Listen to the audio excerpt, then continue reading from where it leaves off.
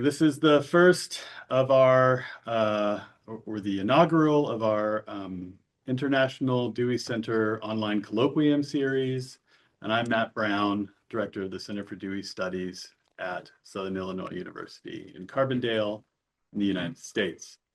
When we reopened the Dewey Center here in 2023, I began reaching out to my colleagues around the world in the other international Dewey centers. We began conversations about how we could build on our network, the network that spans 4 continents and basically every time zone you can imagine. And we're all sort of united in promoting research and teaching on the work, life, and legacy of John Dewey, as well as the pragmatist tradition in philosophy and American philosophy more broadly. We settled on this colloquium series as a way of keeping a conversation and exchange of ideas going between our centers. I'm really pleased that our first speaker in this series is going to be Kenneth Stikkers, who, as many of you know, is an institution in American philosophy and SIU. He's professor here of philosophy and Africana studies, and very active, among other things, in SAP, the Society for the Advancement of American Philosophy. Ken works on the intersection of American philosophy, especially pragmatism, and continental philosophy, especially phenomenology. But he also works on the philosophy of economics and various other areas on which he's published widely. Ken has been very generous with me in helping me get settled in Southern Illinois and at SIU. And he's acted over the last several years as a kind of ambassador for SIU philosophy and the Dewey Center abroad, especially in Eastern Europe and in Italy.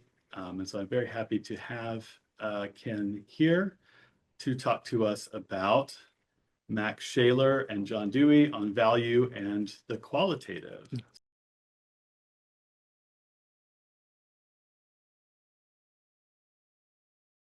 Quite excited and honored to be the inaugural speaker in this wonderful series that Matt has begun, which has among its purposes to energize our satellite centers around the world. How many were we up to? It's 14 or 15, isn't it? I think we have, yeah, that sounds right. Okay, and also to connect the different centers together so we can work together.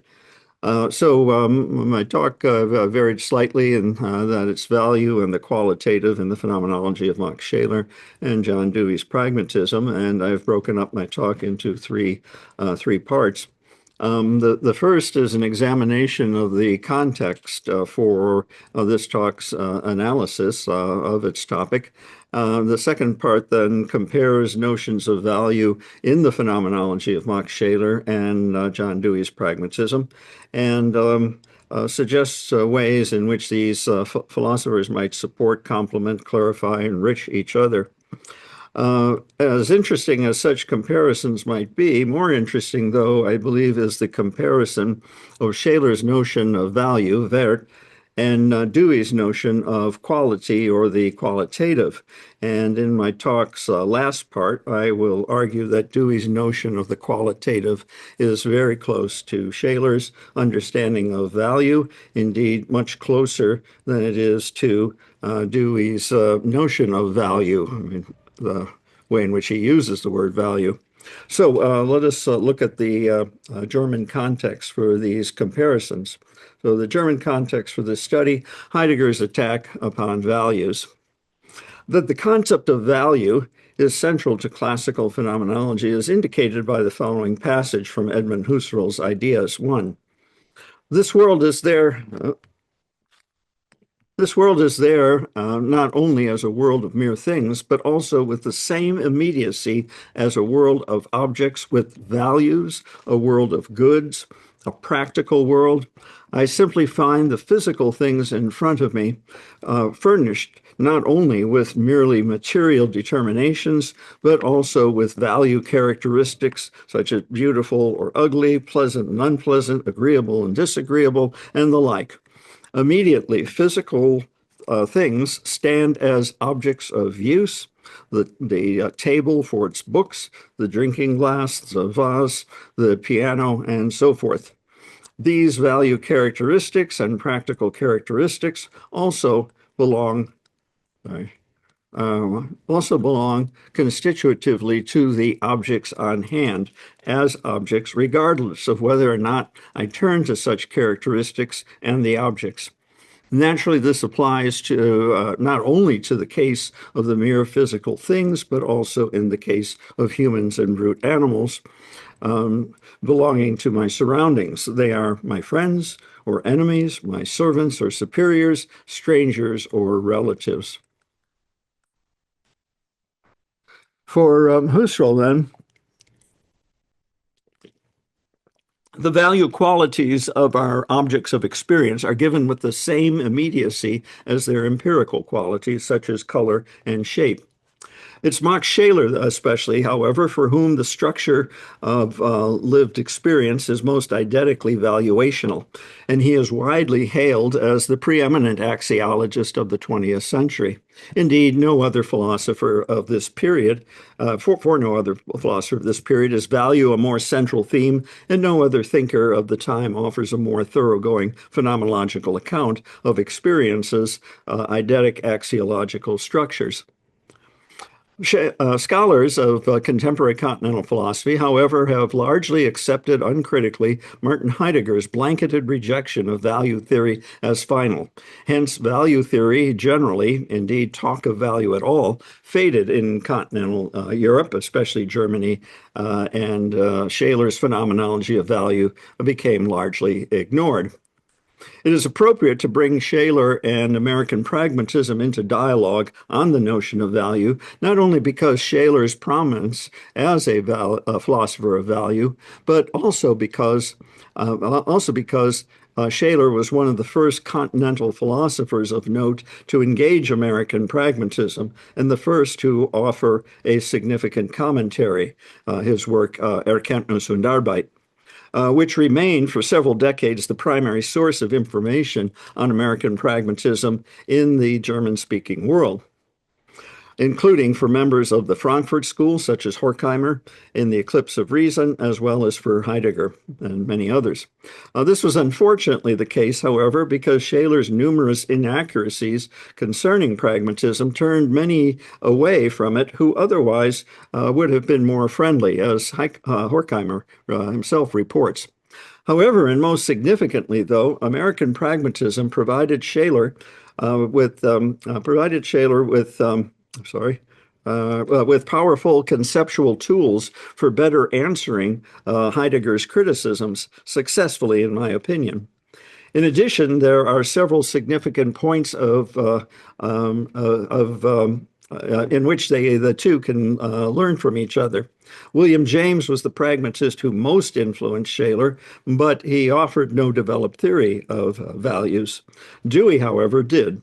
So it is the central aim of this first part of my talk to delineate some of these points with respect to Dewey, comparing the two thinkers' use of the terms value or Werte.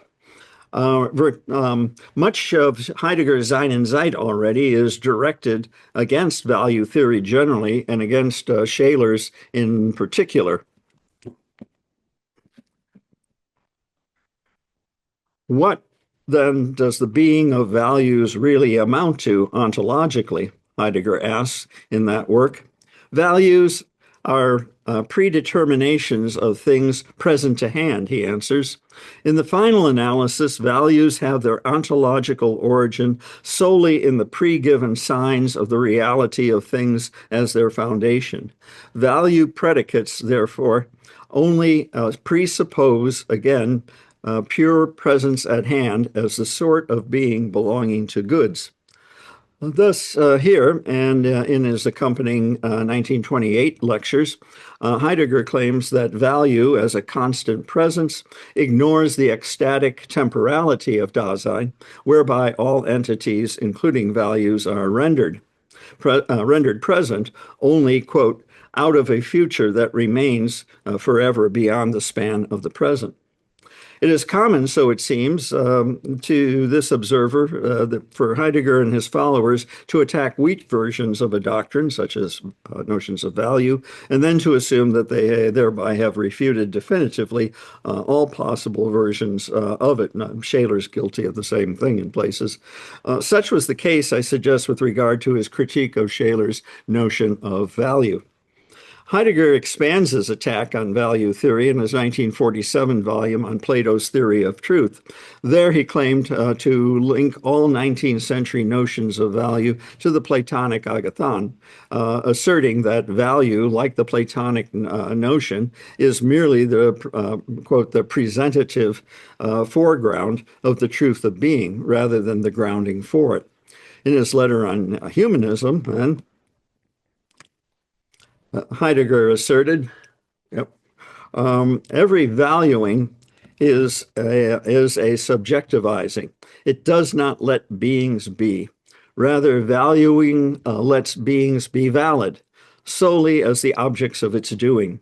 The bizarre effort to prove the objectivity of values does not know what it is doing. Thinking in values is the greatest blasphemy imaginable against being. To think against values, therefore, does not mean to beat the drum for the valueless and nullity of things. It means rather to bring the lighting of the truth of being before thinking. It means rather to, as against rather, the subjectivizing beings into mere objects.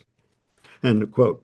Values, according to Heidegger, following Nietzsche, then, are, quote, nothing but postulations of self-interest, which serve the will to power in securing itself by providing a necessary constant, a surrogate for being. Further, in Holzwege, Heidegger claims that value is the, quote, objectification of needs as goals, stemming from the reduction of an object to representation.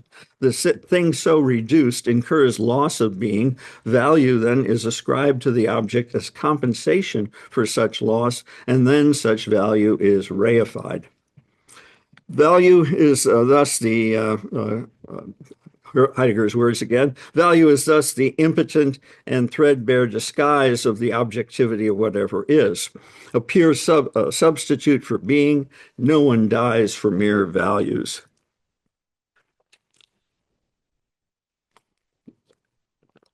The fierceness of Heidegger's attacks, as illustrated by the above quotations, effectively silenced discussion of value in Germany and German and French philosopher for at least the past 70 years, despite the strong efforts of several Scheler scholars to show how such criticisms are textually and phenomenologically unsupportable.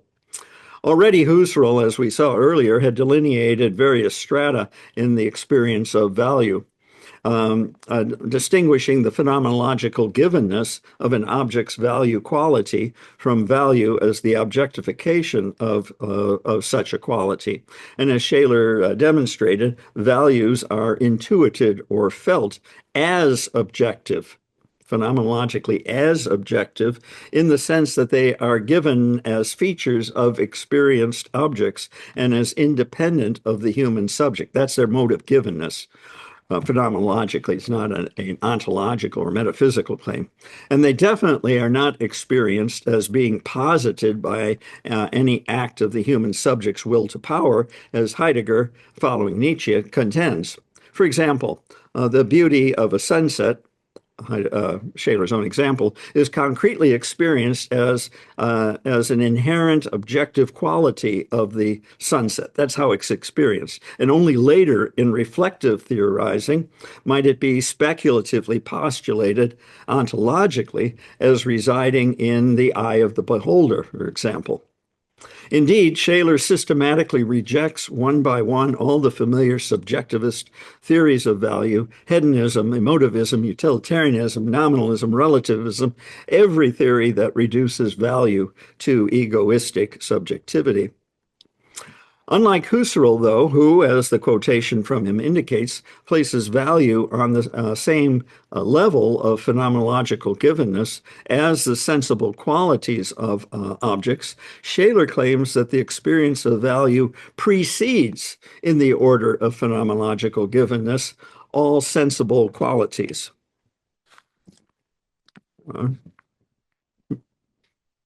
Doesn't want to change.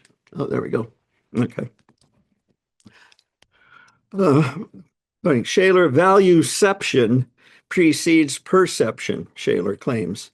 Value precedes in its object. It is the first messenger of its particular nature. As we will see, Dewey says something very similar about his notion of quality.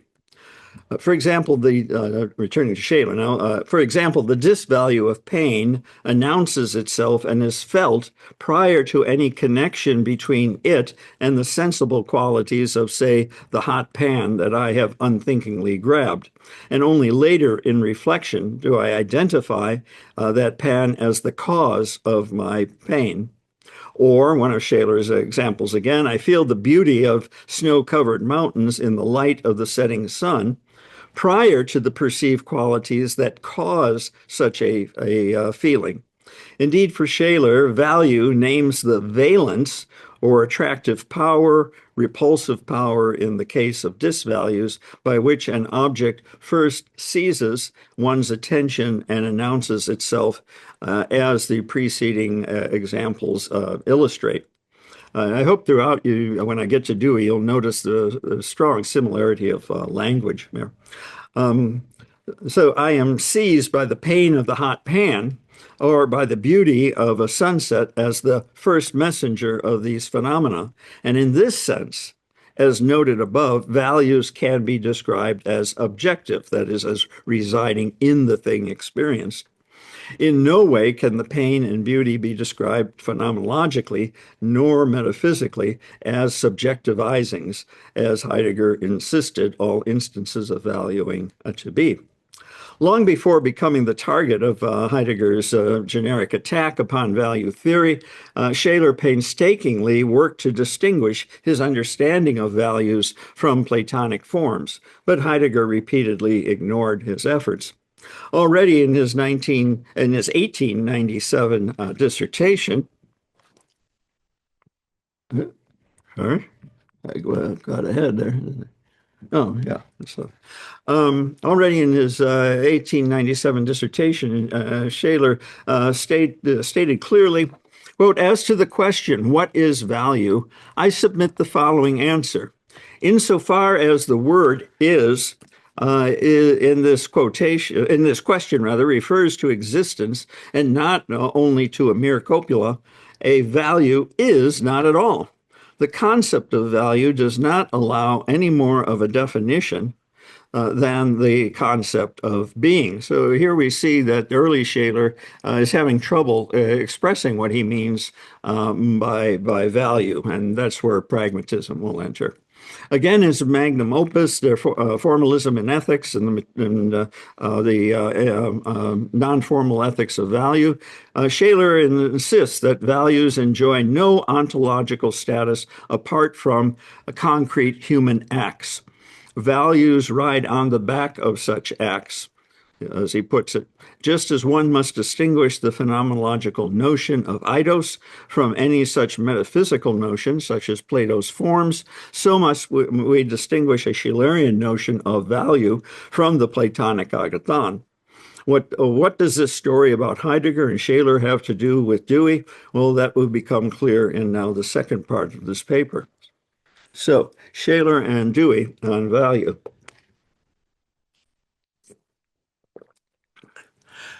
For both Scheler and pragmatists, values are not Platonic forms enjoying some ethereal supernatural existence, as Heidegger claimed. Rather, they reside solely and ontologically in concrete actions. Dewey, for instance, in his theory of valuation, distinguishes between value as a noun and to value as a verb, and argues for the primacy of the latter over the former. Scheler would wholeheartedly concur.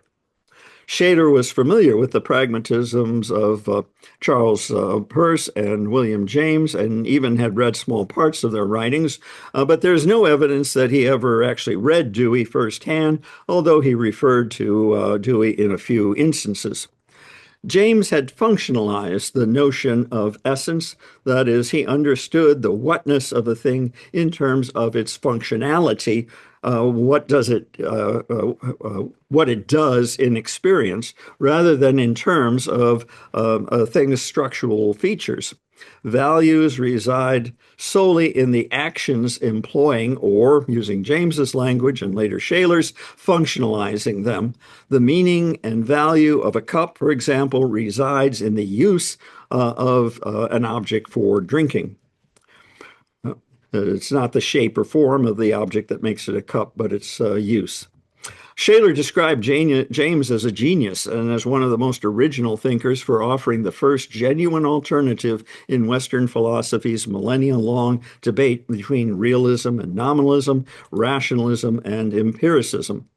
As James describes, ideas neither precede our concrete experiential encounter with things, idea ante res, as we find in rationalism and Plato, nor are they derived from and follow such encounters, idea post res, as in, say, Aristotle, but they reside ontologically, find their being, are functionalized solely in concrete human acts, idea cum rebus, a Latin term that James coined and Scheler borrows from him. Such, too, is the being of values for Scheler, as we saw. Values function as guides for the organisms, for the organism to objects of satisfaction. As Manfred Frings, my own mentor, explains in his extensive discussion of Scheler's appropriation of American pragmatism, the value of, quote, moral goodness and evil functionalizes itself on the occasion of concrete acts of preferring or rejecting. In American pragmatism, Scheler discovers then a powerful conceptual tool in the pragmatist notion of functionalization for refining his own notion of value and answering Heidegger's criticisms that labeled him as a Platonist. At the time of his death in 1928, Scheler was beginning a revised edition of his Ethics, and I'm quite confident that it would have exhibited this influence of American pragmatism. Having described above some of the historical influences of American pragmatism upon Scheler, let us now delineate some significant points of convergence between Scheler's and Dewey's notions of value. First, both Scheler and Dewey refused to assign value to either side of a false metaphysical subject-object dichotomy. And both lament that discussion of values in their days reduced itself too much to the question of whether values are objective or subjective. Scheler does speak repeatedly of the objectivity of value, but as we saw above, this objectivity pertains to the manner in which we experience values and how values present themselves phenomenologically. And in no way is it a claim regarding values' metaphysical status, for example, as residing in either subject being or object being. Scheler and Dewey, both following James, account for values functionally as manifest in concrete human acts. For Dewey, this means that they function as both ends in view and means towards those ends. And of course, Dewey rejects that as a dichotomy. Second, both Scheler and Dewey reject the fact-value dichotomy, and along with it, the notions of disinterested knowledge and objective facts embraced by the positive sciences of their times. Facts are commonly viewed as objective and untainted by any subjective desires or interests, while values are seen as expressing such subjective desires and interests. Scheler praises then pragmatism on this point, and for him, all acts of perception through which facts are derived are selective nature. That is, they are preceded and steered by some felt vital a vital interest, by some values, insofar as values function in leading us to objects satisfying our desires and interests. Similarly, for Dewey, all knowing, including that of a scientist, is the activity not of a disinterested mind, but of an embodied creature, and hence is always guided by its desires and interests.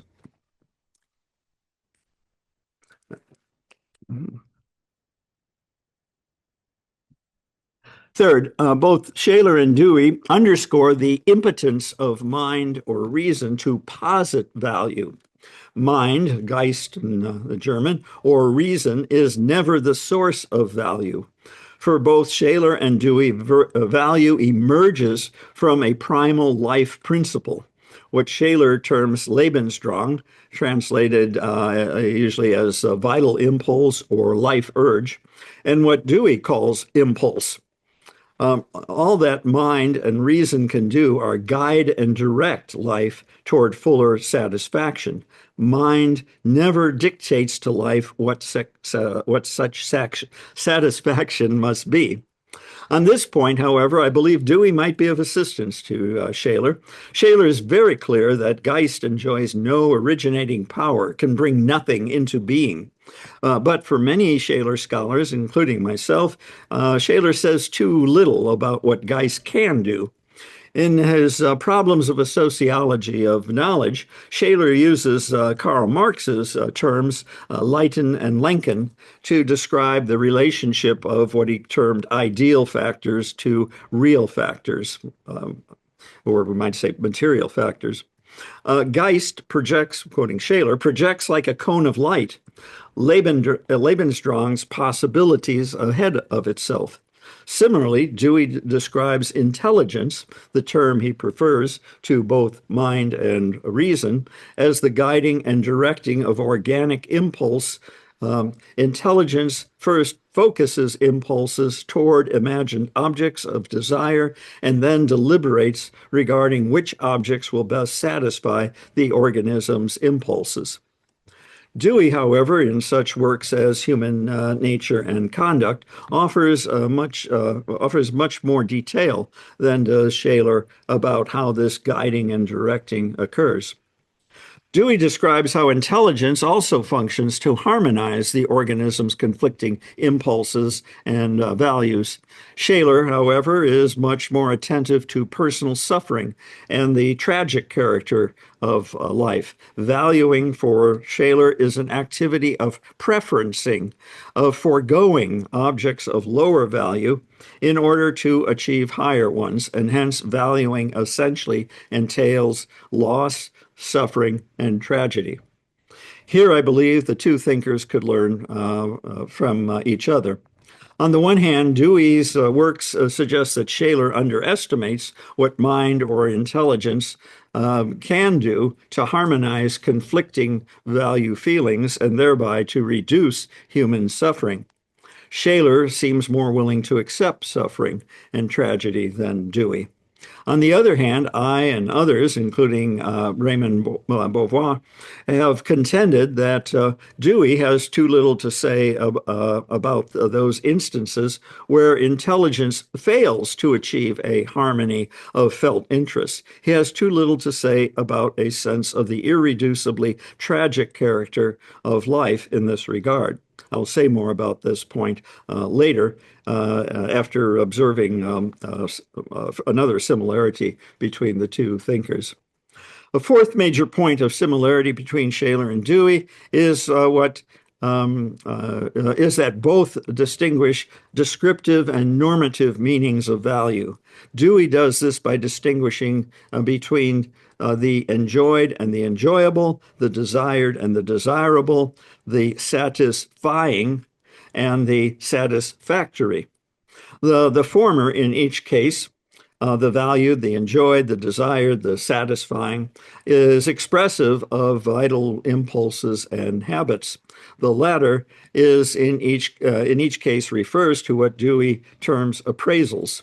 That is, the modification of vital principles and habits through intelligent inquiry. Such modification is what Dewey then deems to be valuation proper. Scheler's distinction is more complex and leads us to delineate some additional places where he could suggest improvements in Dewey's account of value.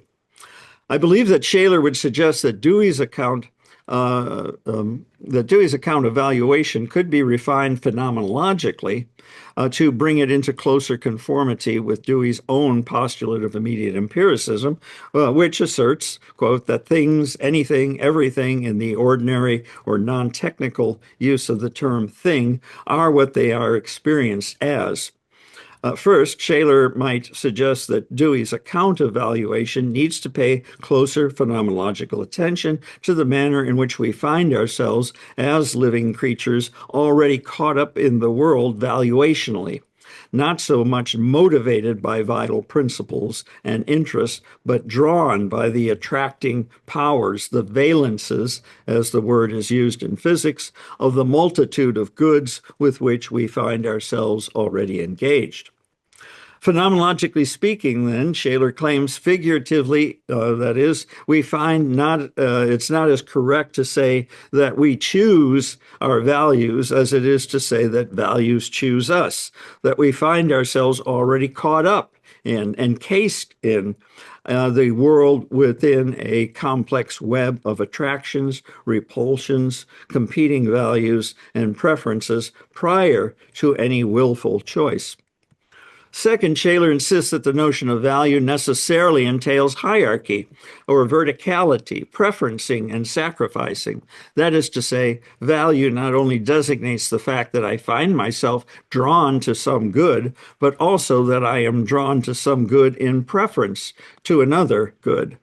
Every act of valuing, whether it be prior to or the result of inquiry, entails the preferring of something and the foregoing of something else. Value names one's willingness to forego, to sacrifice some good for another, deemed more worthy of one's attention and efforts, and thus it is empty to speak of values abstractly, without reference to the concrete preferences that particular values are valuing entail. To say that I value X means that I prefer X to some Y and am willing to forego or sacrifice Y for X. For surely it would be a blatant contradiction to claim that I value X but prefer X to nothing else, or am unwilling to forego or sacrifice anything for X. To value is to sacrifice. In some places, Dewey explicitly rejects any hierarchical structure of values.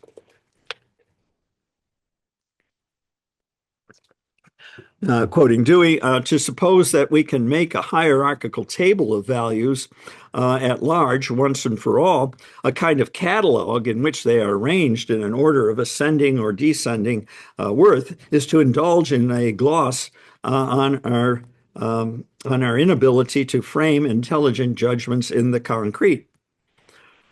From a Schelerian perspective, Dewey betrays his own commitment to concreteness because values manifest themselves concretely and experientially only in specific acts of preferencing and sacrifice, as we've described.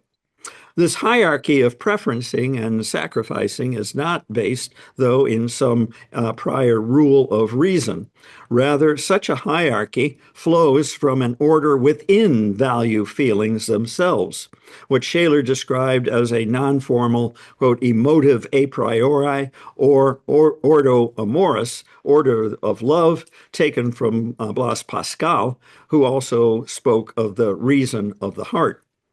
Without such a hierarchical structure, Dewey's theory cannot account adequately for acts of sacrificial love, and hence for the tragic, as noted above. Indeed, Dewey says relatively little about love, while love is one of the very central concepts of Scheler's whole philosophy. By contrast, James does exhibit a profound sense of the tragic loss that permeates human existence, that is, of the ineradicable sacrifices that compromise the fabric of our lives, but James does not develop such an insight into a general theory of values. In his philosophy of religion, however, Dewey explains God in terms of a hierarchy of values. He says the word God means the ideal ends that at a given time and place, I think, no, I have it. I'll come back to it later. At a given time and place, one acknowledges as having authority over his volition and emotion, the values to which one is supremely devoted, as far as these ends, through imagination, take on unity. End of quote. Such ideal ends exercising, I'm using Dewey's language, authority over one's volition and emotions, the values to which one is supremely devoted, are what Scheler calls the holy, the highest of value for him. And God then is the objectification of what Scheler calls the holy. The highest of value for him, and God then is the objectification and reification of holiness. Scheler would suggest that this ideal unity of values to which one is supremely devoted, which Dewey identifies with God, must be manifest not merely in imagination, as Dewey says, but through concrete acts of perseverance and sacrifice. For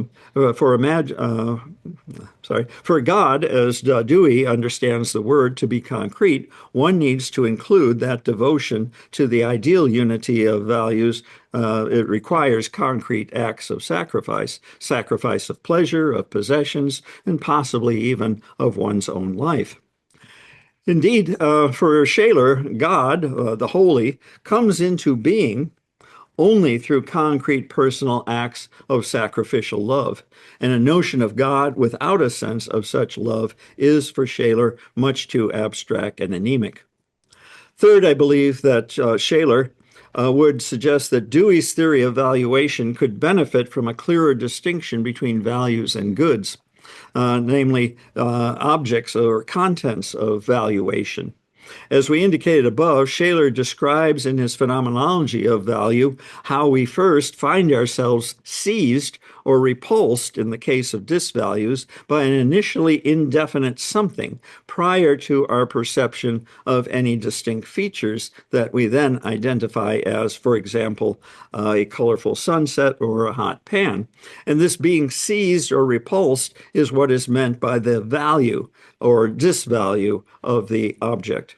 Sharpening this distinction is useful in seeing the role and limits that intelligent inquiry can play in acts of valuation.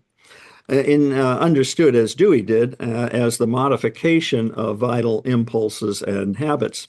Intelligent inquiry is highly useful, Scheler would admit, in steering Lebensdrang impulse toward more emotively satisfying objects or contents, but it is relatively impotent in matters of what he terms feelings of value preferences. That is, in directing someone to prefer one realm or sphere of value over another. That is, for one drawn to aesthetic values of beauty, intelligent inquiry can direct one, say, to find a better location from which to observe the sunset, to listen to a previously unheard piece of music, or to view the work of a previously unviewed artist by intelligent inquiry. But intelligent inquiry cannot persuade anyone that he or she ought to appreciate art or to value the beauty of a forest over its commercial use as a profitable source of timber. This comes from the heart, Scheler maintains, not from reason. Intelligent inquiry can help to direct someone away from, say, fraudulent religious cults and towards religious traditions that might prove genuinely spiritually fulfilling.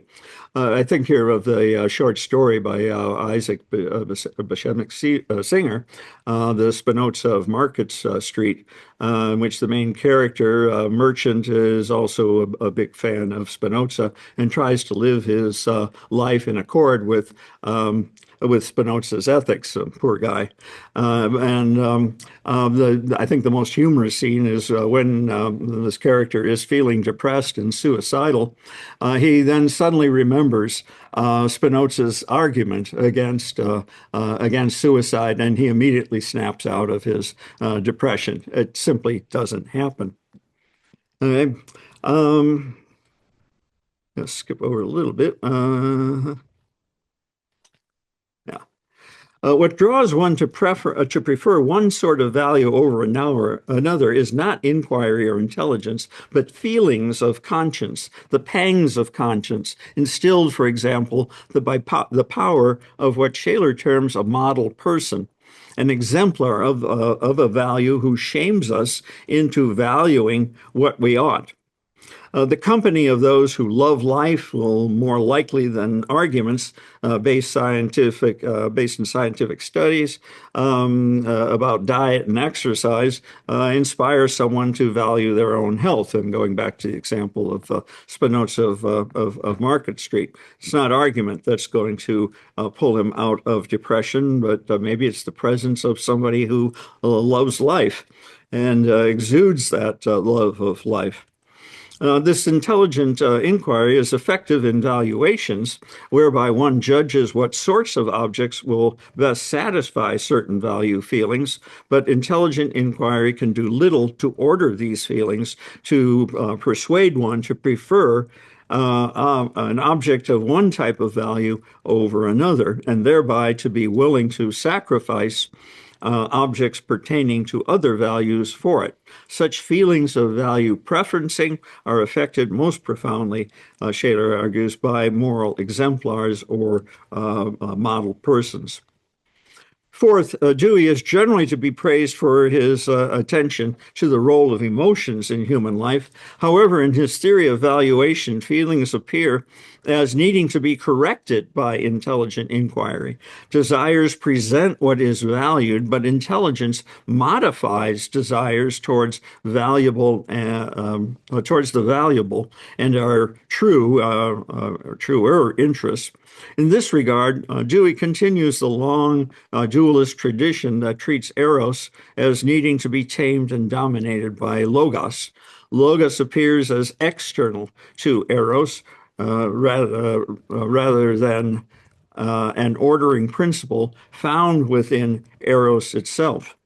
James gets this right, I think, when he argues that thought is a kind of feeling, displayed even in the most abstract logical or mathematical demonstrations, as did Susan Langer, for that matter.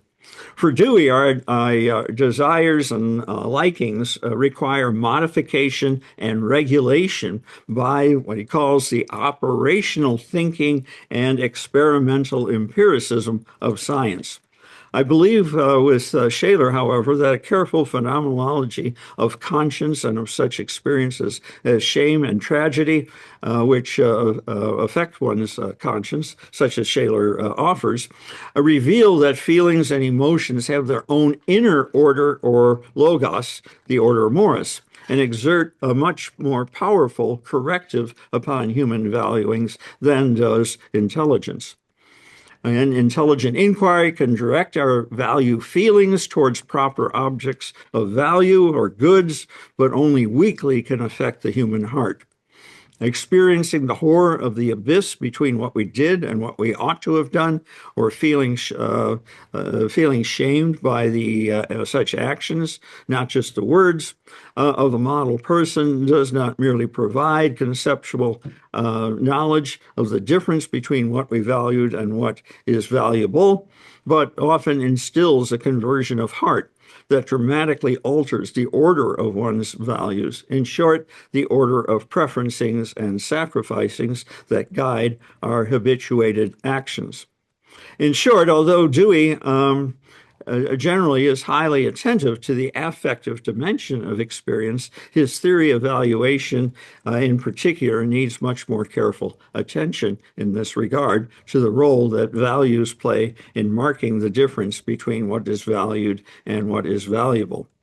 So in this section, then, I have suggested the fruitfulness of bringing Max Scheler and American pragmatism into dialogue with respect to values.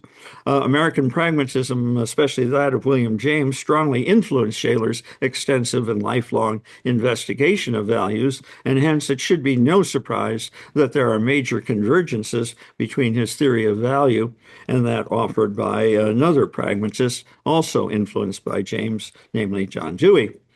Scheler's rigorous phenomenological treatment of the subject, however, could significantly strengthen Dewey's theory, especially with respect to the affective dimension of value, the felt manner by which values are functionally manifest, and thereby enables Dewey to be more faithful to his own postulate of immediate empiricism.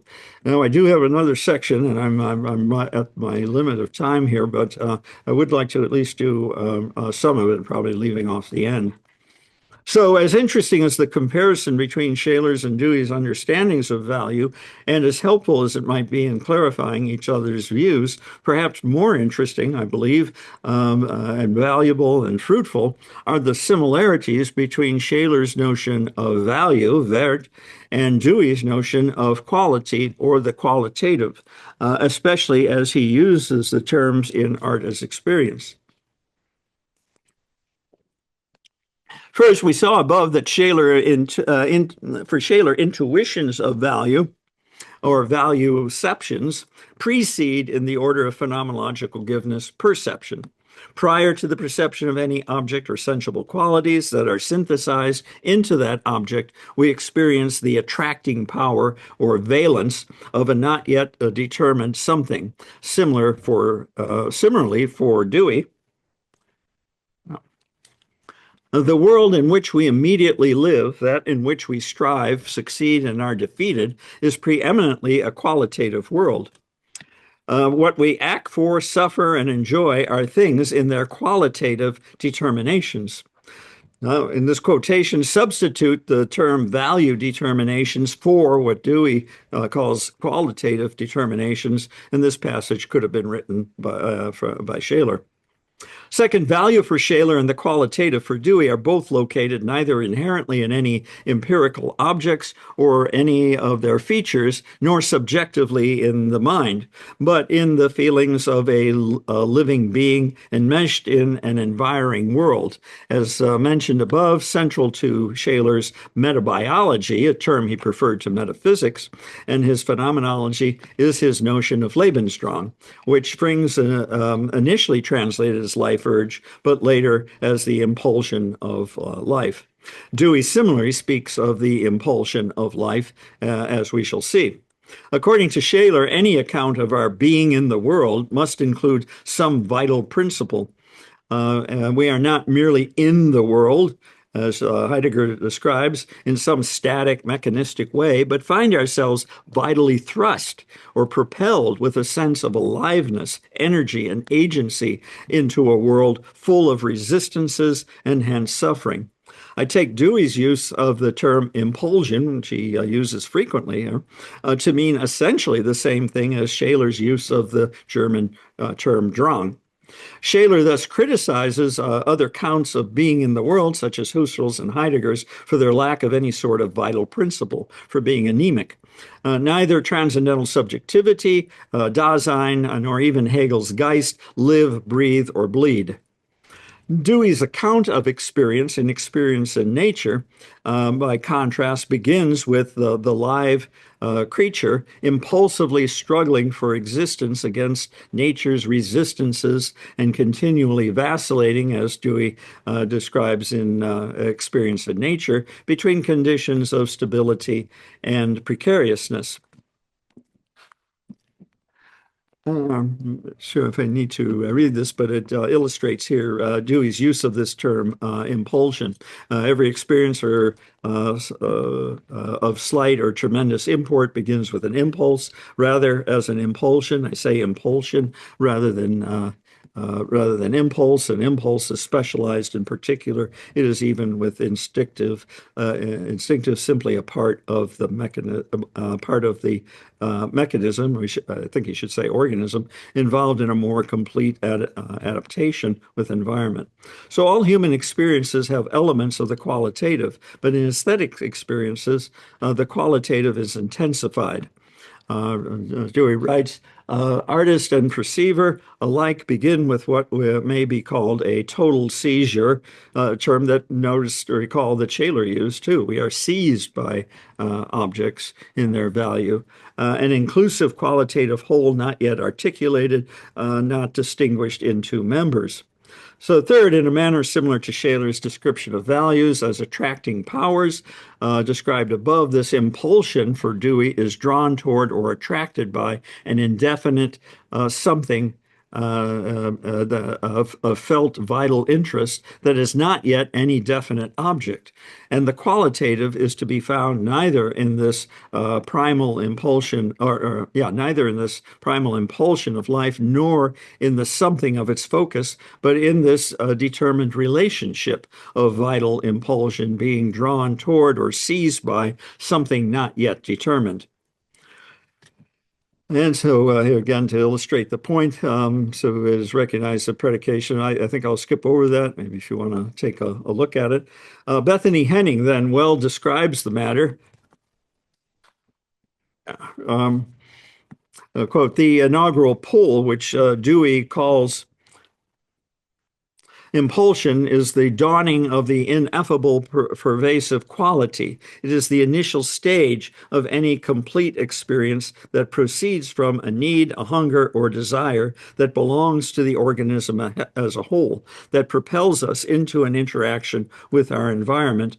So, as with Scheler's notion of value, the qualitative is pre-reflective, pre-objective, and non-subjective, but intentionally relational in that the impulsion of the organism's life and its being seized by an initial indefinite something constitutes a unitary intentional structure, much like noesis and noema constitute a unitary structure in Husserl's phenomenology. I think maybe I should end at this point. I think I've adequately indicated, these what I see as the similarities between Scheler's notion of value and Dewey's use of the terms quality and the qualitative. So I hope here that maybe I've made a contribution to dialogue between the tradition of American pragmatism and continental phenomenology. I thank you. Oh, wonderful. Yep. Sorry, went a little longer than I hoped. Stop that. And just real quick. So we have some time for questions. If you're on Zoom and you want to ask a question, use the raise hand function or make a note in the chat, and I will call on you, and I will zoom window up here so can see you. Yeah, who wants to start? Do you have a question? No? Yeah, Juan, go ahead. Okay, hi everyone. Can you hear me well? Yes, I hear you well. Go ahead. Okay, nice to see you, Kenneth. I Yeah. have good memories. Yes. Yeah, it's good to see you again too. I hope to get back to Italy. Yeah. I hope so, yes. I had really good memories of my time at Carbondale, so thank you for your hospitality and interesting conversation and fruitful conversation, okay? Okay.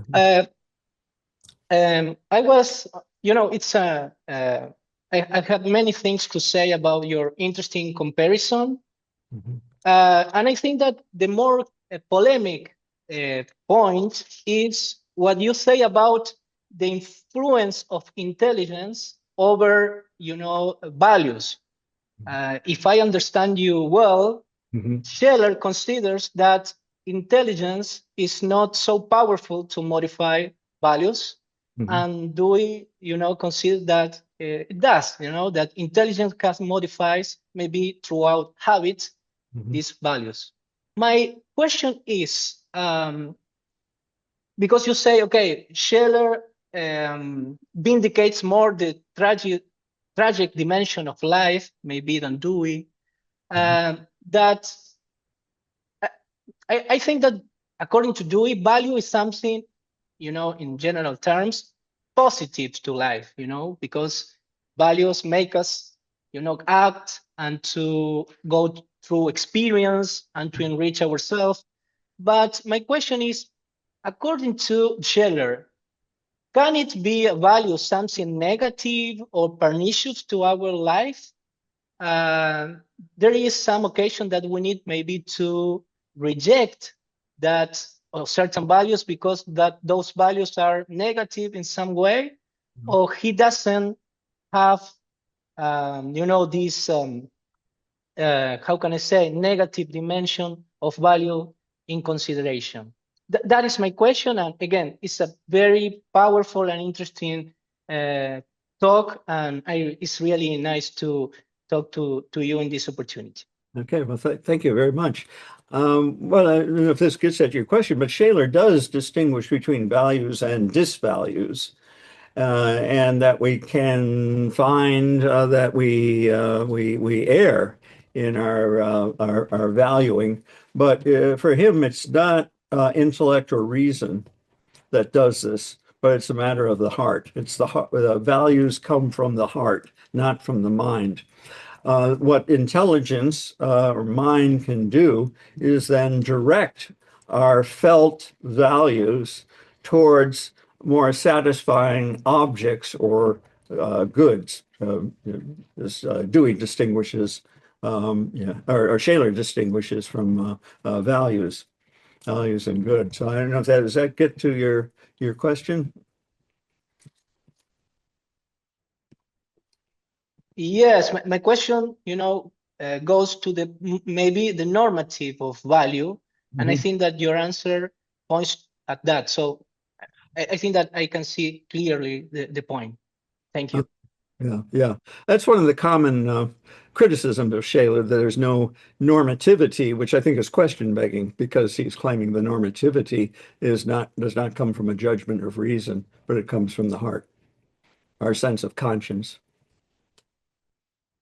which of course can err, but the correction comes also from the heart. Yeah, Saren? Hi, can you hear me? Yeah, we can hear you. Hello, Saren. Good to see Hey, you. how are you? How you, Ken? Okay. Thank you for the wonderful talk, and thanks to all and for organizing this. So I have two brief questions, two observations. So one is about Dewey, and the other one is about the relationship in between Dewey and Scheler. So about Dewey, at what age you said, and I think you said that Dewey had no sense of tragic. It's more complicated than that, but there is no sense of tragic in Dewey, of the kind that Scheler is interested into, the idea of sacrifice, of loss. And I wonder whether this is completely true of the later Dewey, but what about the very early Dewey, the Dewey of the 1890s? So I have in mind a couple of papers by Dewey. One is called Moral Theory and Practice, and the other one is called Growth as a Moral Ideal, something like that. And I think the earlier Dewey had very much alive an idea of the tragic, of ethics and ethical and political choices as issues in which you truly have to sacrifice some values over others. So this would be the first observation question. The second one is more of a methodological observation. That is, it's very neat what you did with these two authors and traditions. I wonder whether, besides all the distinctions and all the the convergence and but also the distinction in between Dewey and Scheler, that is pragmatism and continental philosophy, this trend of phenomenology. Um, from the point of view of what they did of axiology of the theory of value, there is also a distinction, but this is I'm very undecided about this myself. A distinction about the two of them, the two people and the two traditions overall, about what they wanted to do with with the philosophy of value. I think that Scheler may be quite ignorant about Scheler. Still wanted to do, he didn't want a metaphysics of value, but still he wanted the theory of value. Not sure Dewey wanted the theory of value. So if you could say some more about the theoretical import of the two traditions. Thank you very much. Yeah, okay, thank you. With regard to your first observation, I thank you very much for that. And I think I may have said that Dewey had no sense of the tragic, but that's too strong. It's inadequate. Let's say at most. And yeah, it's true. I was looking more at the later works, such as Experience in Nature. I mean, Art as Experience, and so forth. And I thank you for that suggestion that maybe we turn to the earlier works there. I'm sorry. Once again, your second point was about. Was about the role of theory, of theoretical thinking.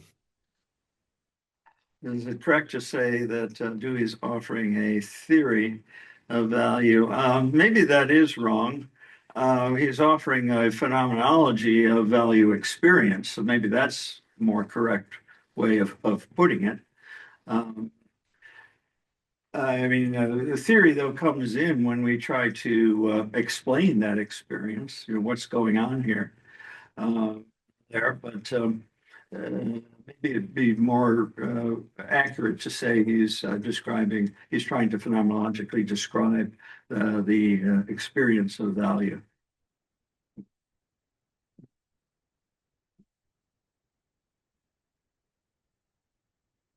Who else has a question? Maybe I'll a lot of things I really liked in this talk, Ken. Very interesting. One thing that is interesting to me is you often hear Heidegger compared to Dewey and being in time compared to experience in nature. But these quotations that you gave of Heidegger's critique of values seems to me like nothing could be less Deweyan than some of these claims about value as subjectivizing and value, thinking in values is the greatest blasphemy imaginable against being. Yeah. Don't you love Heidegger's language? I mean, over the top. Yeah. It's not quite as good at the over the top as Lenin, but close. And of course, we know experience in nature towards the end, basically everything is values, right? In some sense, even beliefs are values, facts are values. That's just a comment, really, more than a question. Yeah. Although, I mean, maybe the question is like, why do people make the mistake of thinking that Dewey and Heidegger are so close when on this central issue they're so far? Yeah, no, I've campaigned against that. I mean, when pragmatism came back in vogue, suddenly everybody was being made into a pragmatist. Anyone who spoke of praxis was suddenly a pragmatist. Something similar happened with phenomenology. When phenomenology started to take hold in America, everyone was a phenomenologist. Anyone who did descriptive analysis was referred to. So I mean, Nietzsche has been claimed as a pragmatist and so forth. And I have trouble with that. But the first person to make this mistake, as far as I know, was Sidney Hook, who said it shortly after coming back to the States in the 29 or 31, something like that. I forget exactly the day. That's interesting. Okay, we got Who made that connection? who made the who he Hook read Being in Time. He brought it back with him, and he explained it to Dewey, and something about the way he explained it made them agree that it was like what was the phrase? As if experience in nature was being written in the language of the German peasant, something like that, which seems like a weird way to talk about Heidegger. But anyhow, we got some more questions. I remember that, for a long time I wanted to do this seminar in which we read Being in Time alongside experience and nature. Yeah. And so I think there's some interesting and valuable comparisons, but I also think a lot of it is superficial. Yeah. And when you look deeper, you see that they don't quite hang together. So we got another question. Stefan. Oh, Yes, hello. Stefan Norbert from Cologne. Ken, thank you very much for your wonderful talk. I enjoyed it so much, and I also was reminded on many conversations we had in the past. I surely agree with a lot of things you said. And regarding the sense of the tragic in Dewey, that's something we have spoken before. And I share your general perception that a comprehensive sense of the tragic is perhaps lacking in Dewey. But as you said, there are evidences of this sense. Somebody before me talked about the early Dewey and writings, but I would also think of later Dewey, for example, Three Independent Factors in Morals. If you read that essay, at the end of the essay, he has a wonderful passage where he addresses, actually, you could say, the sense or articulates a sense of moral tragedy. But maybe what would be more on my mind, and now to ask you as a question, uh, because when you said that from a Schelerian perspective, values come from the heart, not so much not from intellect. I think that's what you said. And also, I understood that you also share this sense, this perspective, and would like to use it in order to also work it into pragmatism. But isn't there a remainder of romanticism in Scheler, which is very typical for German philosophy of early 20th century? And doesn't it involve, in some respect, even the falling back into a dualism of body and mind? If you say values come from the heart, not the intellect, it sounded to me a little bit dualistic way of expression. yeah. Well, I mean, I think he's like James in that sense, is that in some way thinking is a kind of feeling. That there is no dualism. Well, actually, Yeah, this is yeah. most of the issues among Scheler scholars, and that is he a dualist or not? That is our life and mind have stand in a dual, oppositional, or is mind rooted in life? I take the latter view, so I don't accept the idea that there's a distinction there.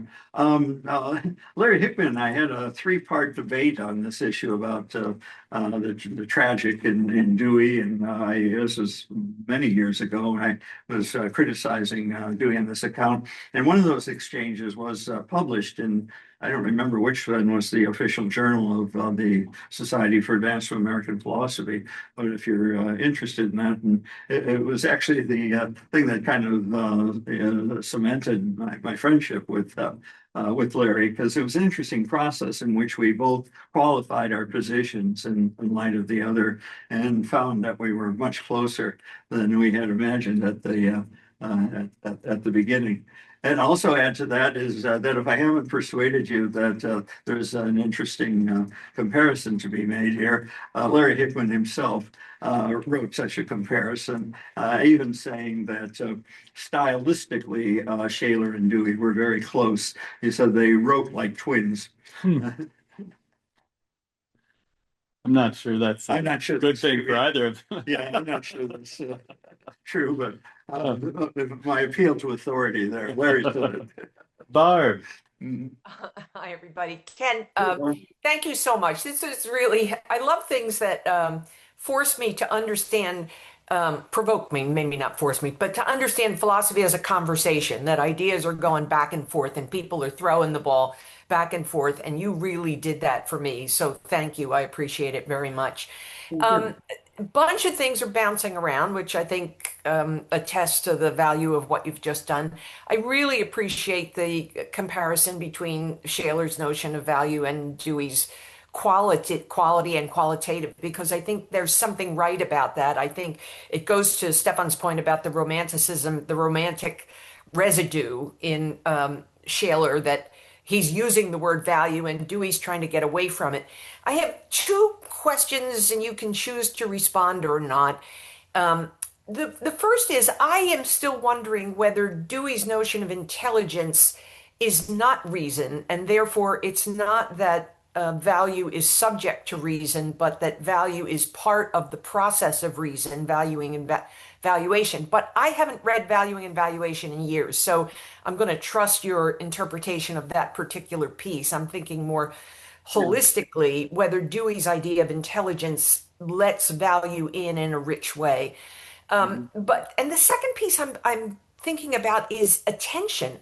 And this goes back to Husserl and it goes back to Scheler and it involves Dewey, that, you know, what we can even see, attend to, perceive is already a reflection of value, but that value is not a priori value.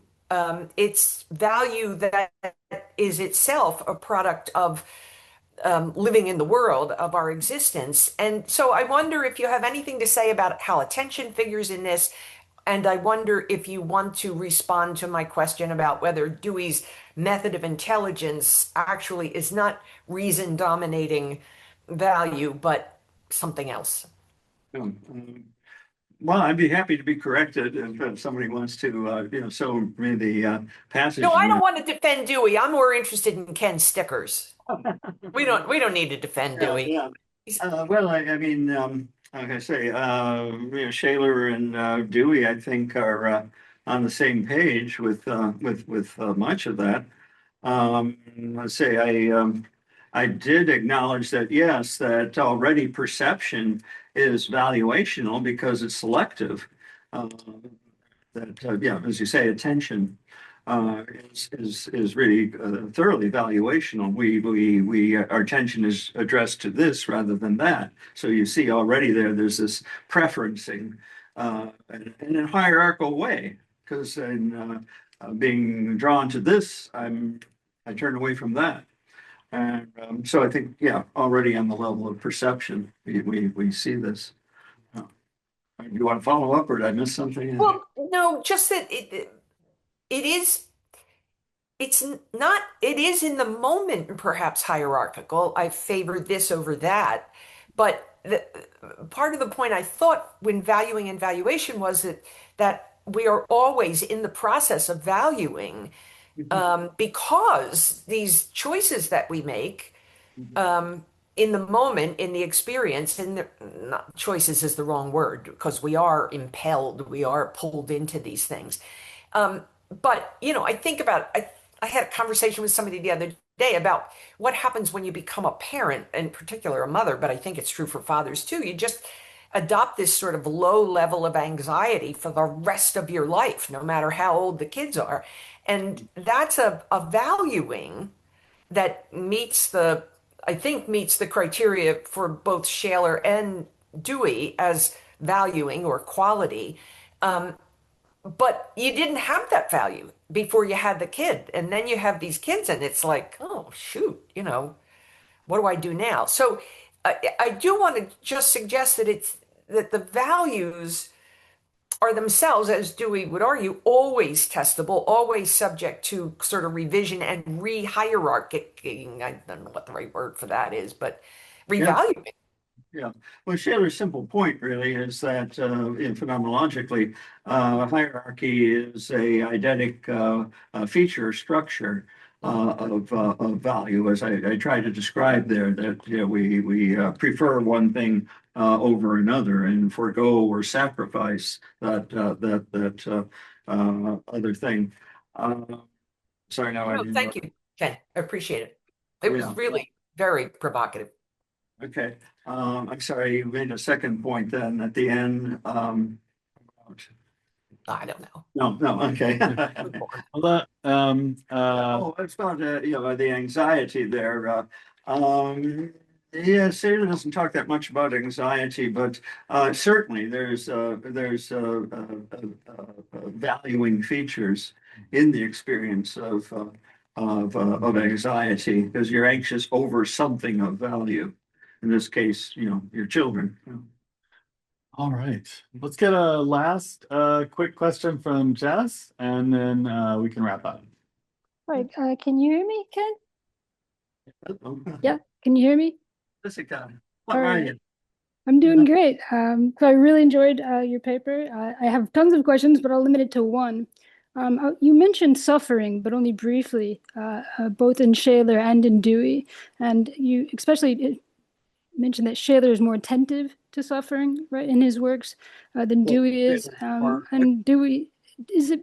I wondered if you could say more about how Scheler also approaches it as a transformation of suffering, and Dewey maybe sees it more like as he's aiming for a reduction of suffering. That picks up on the point from Barbara that I forgot. I'm sorry, I'm really getting really tired here. So let me tell me again the point there. So I was wondering if you thought Scheler or Dewey could help, maybe in this instance, Scheler's philosophy would be stronger in terms of dealing with the concept of suffering as transformative into possibilities for loving, right, or other possibilities. Yeah, in terms of transformation, and because Barbara was asking about, do values reorder themselves? Yes, they do. These are what Scheler refers to as conversions of the heart. And so forth. So yeah, that is very much the case. There can be a dramatic. I mean, I think James describes as well when he describes in varieties of religious experience. I don't think he talks about it in terms of value, but I think it's there. It's definitely there. Thank you. And the point is, for Scheler, these conversions do not come from reason. You do not, give arguments for longing for the holy, for example, right? You can help somebody with intelligence towards help them steer away from, let's say, false prophets or cultish kinds of religion and so forth. But you can't instill in anyone a value through reason. All right. Well, thank you everybody for being here, being part of this conversation, our first international Dewey Colloquium. We've got two events coming up in March. On March 6th, an event hosted by the Ireland Dewey Center, and on March 16th, an event hosted by the Argentina Dewey Center. More information about those will be posted shortly. Let's conclude by thanking Ken Stikkers for a wonderful talk.